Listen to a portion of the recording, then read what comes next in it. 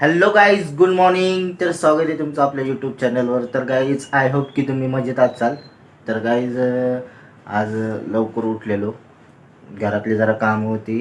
आम्ही जाणार आहे बाहेर, त्याच्यामुळं घरातले सगळे गोधड्या हातरुणं वगैरे सगळे धुवायचे होते, म्हणून लवकर उठलो होतो 6 वाजताच.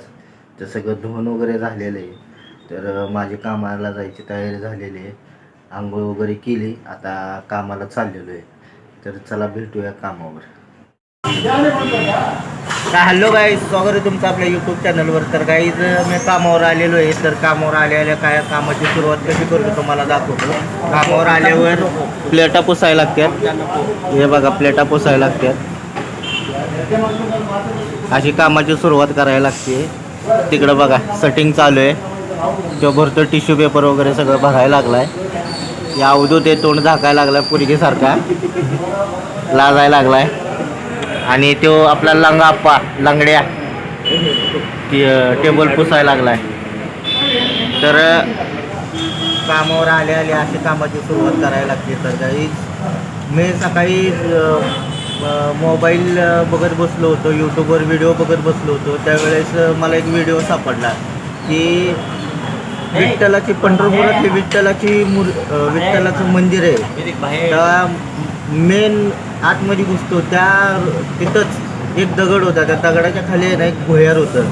तर मंदिराचं काम चालू आहे. त्या मंदिराचे काम चालू असताना, साफसफाई चालू असताना तिथं दगड सरकावला आहे. तर त्या दगड सरकावल्यावर तर 6 फूट खड्डा असं भुयार सापडले. त्या भुयारात 700 वर्षापूर्वीच्या मूर्त्या सापडल्यात आणि पुरातन नाणी पण सापडलेली आहे. तर त्याची क्लिप तुम्हाला आपल्या ह्या व्हिडिओमध्ये दाखवतो. थोडीशी क्लिप मी त्यातली डाउनलोड केलेली ती दाखवतो तुम्हाला. तर तुम्हाला माहीत असेल, तुम्ही बघितला असेल तो व्हिडिओ, तर मला कमेंट करून सांगा. आणि काय तुम्हाला जर माहिती असेल, कोण पंढरपुरातनं व्हिडिओ बघत असेल, तर मला कमेंट करून सांगा. आणि आम्ही थोडीफार माहिती पण सांगा की कधीचे आहेत ते मंदिर बांधलं होतं त्यावेळेच्या मूर्त्यांवरती. ते आत्तापर्यंत कोणालाच माहीत नव्हतं की तिथं भुयार आहे.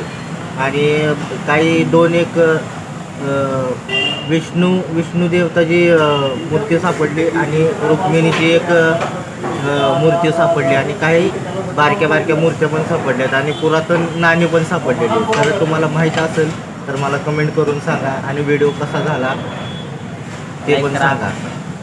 चॅनलला लाईक करा, व्हिडिओला लाईक करा, सबस्क्राईब करा आणि शेअरसुद्धा करा.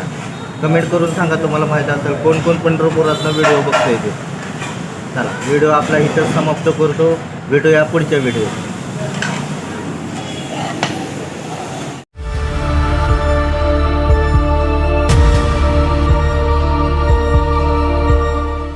दोन या ठिकाणी पायऱ्या आहेत आणि या 2 पायऱ्यां नंतर एक आतमध्ये चौकोन आहे.